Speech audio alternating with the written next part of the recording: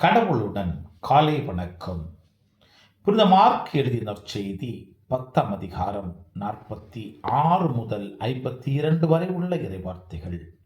அக்காலத்தில் இயேசுவும் அவருடைய சீடரும் எரிக்கோவுக்கு வந்தனர். அவர்களும் திரளான மக்கள் கூட்டமும் எரிக்கோவை விட்டு வெளியே சென்றபோது திமேயுவின் மகன் பார்த்தியோமி வழியோரம் அமர்ந்திருந்தார்.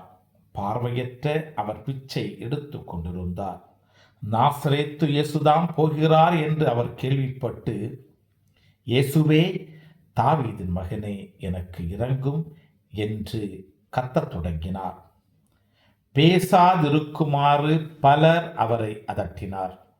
ஆனால் அவர், தாவீதின் மகனே, எனக்கு இரங்கும் என்று இன்னும் உரக்க கத்தினார்.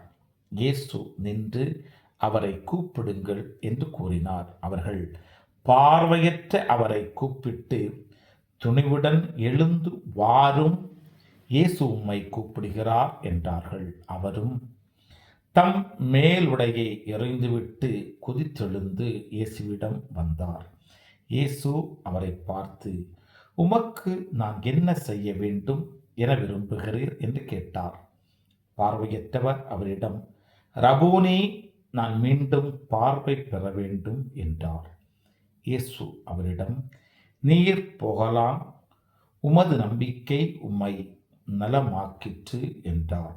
உடனே அவர் மீண்டும் பார்வை பெற்று அவரை பின்பற்றி அவருடன் வழி நடந்தார்.